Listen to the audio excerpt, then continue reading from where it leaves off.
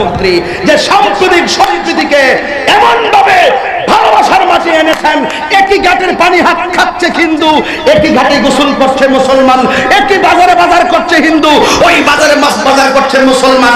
সাম্প্রদায়িক সম্প্রীতি এত চমৎকার, ওদের উৎসবরা পালন করে, আমরা আমাদের ধর্মীয় উৎসব পালন করি, কেউ কাকে বাধা দেয় নাই। কিন্তু ওই নরেন্দ্র মোদীর সন্ত্রাস সাম্প্রদায়িক সম্প্রীতি অস্তিত্ব বজায় রাখতে এই সন্ত্রাস 100% ব্যর্থ হয়েছে, ব্যর্থ হয়েছে, ব্যর্থ হয়েছে। ঠিক কিনা বলে?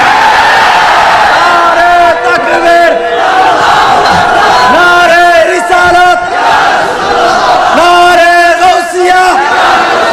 মুসলমানের শত্রুরা, ইসলামের শত্রুরা, ইসলামের শত্রুরা, শহীদতলা দরবার শরীফ। একমত, একমত, একমত। মুসলমানদের অস্তিত্ব নিয়ে যদি কেউ ছিনিমিনি খেলে, মসজিদের আযানকে বন্ধের ষড়যন্ত্র যদি কেউ করে, মুসলমানদের নাম নিশানা মুছে ফেলার ষড়যন্ত্র যদি করে, ভারতবাসী তোমরা ভুলে গেছো ভারতবর্ষে মুসলমান 700 বছর রাজত্ব করেছে। আর ভারতকে স্বাধীন করতে 92,000 মানুষ রক্ত দিয়েছে, এর মধ্যে 62,000 হলো মুসলমান। ঠিক কিনা বলে? তোরা ইতিহাস ভুলে গেছস, গাদ্দার তোরা। তোদেরকে জামাই আদর করে মুসলমানরা বড় করেছে, এখন মুসলমানদের উপর আঙ্গুল তুলে কথা বলেছিস। হক হক।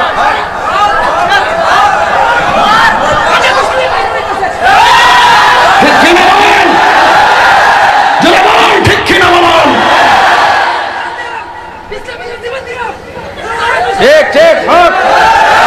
আমরা সবাই প্রস্তুত আছি, আমরা সবাই প্রস্তুত আছি, সবাই প্রস্তুত আছি জীবন দেওয়ার জন্য, সবাই প্রস্তুত। আল্লাহু আকবার, জোরে বলুন, আর জোরে বলুন আল্লাহু আকবার। মুসলমান আর বিভাজনের সুযোগ নেই, আমাদেরকে ঐক্যবদ্ধ হতে হবে। আমি চাই 17 তারিখ মুজিব বর্ষ বাংলাদেশে আমি অনুরোধ করব, নরেন্দ্র মোদীর ভারতে দিল্লিতে যেই স্বৈরাচারী শুরু করেছে, যেই ষড়যন্ত্র শুরু করেছে, মুসলমানদেরকে যেই জ্বালাও পোড়াও অগ্নিসংযোগ করেছে, তার জন্য সে যদি অনুতপ্ত হয়, মুসলমানদের মসজিদ যদি ফিরিয়ে দেয়, মুসলমানদের অস্তিত্ব যদি রক্ষা করে, মুসলমানদের যদি স্বাধীনতা দেয়, এই ভারতে যদি মুসলমানদের পূর্বের স্বাধীনতা ফিরে দেওয়া হয়, তাদেরকে নিয়ে যদি আর ছিনিমিনি খেলা না হয়, তবেই নরেন্দ্র মোদীর বাংলাদেশে স্বাধীনতার স্থপতি বঙ্গবন্ধু শেখ মুজিবুর রহমানের মুজিব বর্ষে আসা মানাই না হয়, মানাই না, মানাই না, মানাই না। ঠিক কিনা বলো?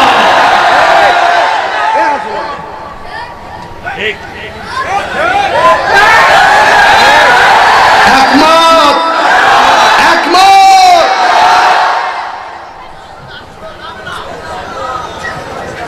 আমি বলবো, প্রধানমন্ত্রী আপনি দাওয়াত করেছেন,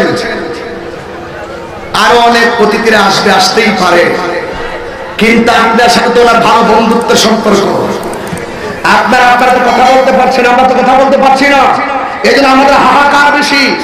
উনি কি বলে আপনার কাছে, আপনি ওপেন করুন। উনি যদি বলে মুসলমানদের মসজিদ যা বেঁচেছে সব ফিরিয়ে দিবে, উনি যদি বলে মুসলমানদের বাবরি মসজিদ ফিরিয়ে দিবে, উনি যদি বলে মুসলমানদের স্বাধীনতা ফিরিয়ে দিবে, তাহলে আপনি যদি তাকে বাংলাদেশে আনেন, তার কমিটমেন্ট যদি ঠিক রাখে, আমরাই তাকে ফুলের মালা দিয়ে বরণ করব। আমাদের মুসলমানদের কাছে অনেক কিছু অজানা। আল্লাহ, ইয়া রাসূলুল্লাহ, জিন্দাবাদ। শুনুন, আমার কথা নিয়ে কেউ রাজনৈতিক গন্ধ খুঁজবেন না, আমার বক্তব্য নিয়ে কেউ রাজনৈতিক গন্ধ খুঁজবেন না।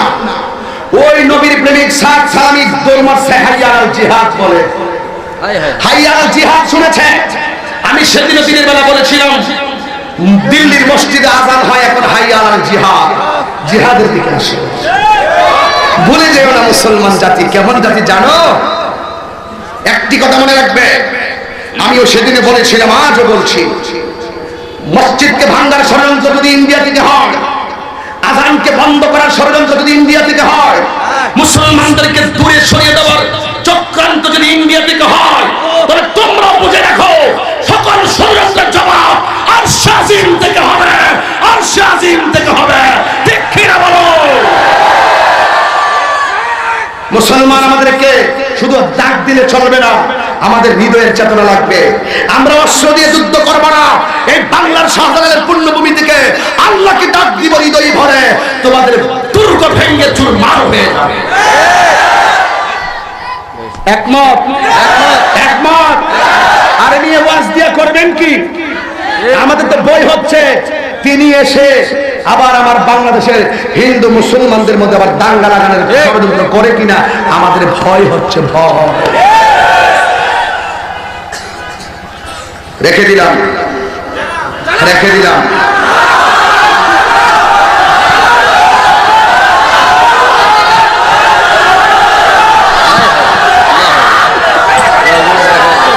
শোনেন, পাগলামি করবেন না, আমার দরবারে অনেক কাজ আছে, পাগলামি চলবে না।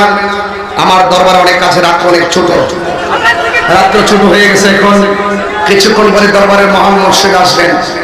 তবে আপনাদেরকে একটি কথাই বলবো, ভাই, এ ভাই শোনেন, ভাই শুনুন, মুসলমানদের অস্তিত্ব নিয়ে যদি কোনো চক্রান্ত হয়, হেফাজত বুঝি না, চোর মনেই বুঝি না, আমরা এক ময়দানে নেমে যাব, সময়ের ব্যাপার মাত্র। ঠিক কিনা বলেন? আমরা এখন 5টা আঙ্গুল 5 ভাবে আছি, আলোচনার সাপেক্ষে অলরেডি মিলা শুরু হয়েছে। আমরা ঐক্যবদ্ধ হয়ে যাব, সময়ের ব্যাপার শুধুমাত্র। কথা বলেন ঠিক কিনা? আল্লাহ আমাদের সকলকে বুঝার তৌফিক দান করুন, আমিন। আমি যখন এখন কথা বলি, কোনো এক সময় কথা বলতাম এলাকায় এসে, এলাকার মতন, এখন আমি কথা বলি বিশ্বকে চিন্তা করে। আমাকে আজকেও একজন ফোন দিল, বিএসপি থেকে বলছে আমি নরেন্দ্র মোদীর বিরুদ্ধে কেন কথা বলি। আমি বলছি যে কেন কথা বলবো না, সে আমার মসজিদ ভেঙে ফেলবে, মসজিদে আগুন ধরাই দিবে, আমি বলবো না মানে? কথা বলে ঠিক না? ঠিক, এটা হতে পারে না। এর জন্য যদি তাহিরি জেল হয়, ফাঁসি হয়ে হবে। এইগুলো নিয়ে তাহিরি ভাবে না, তাহিরি জীবন নিয়ে কখনোই ভাবে না। ঠিক কিনা বলে? সবাই একমত থাকবেন। যুবক রাজি আছো সবাই? দিনের জন্য মরতে প্রস্তুত আছো? হকের জন্য মরতে প্রস্তুত আছো? মাথায় কাফনের কাফন পড়তে রাজি আছো? প্রয়োজনে মসজিদকে রক্ষা করার জন্য, দিনকে রক্ষা করার জন্য, মুসলমানদের অস্তিত্বকে রক্ষা করার জন্য আর একটি যুদ্ধ হবে, আর একটি যুদ্ধ হবে। ঠিক কিনা?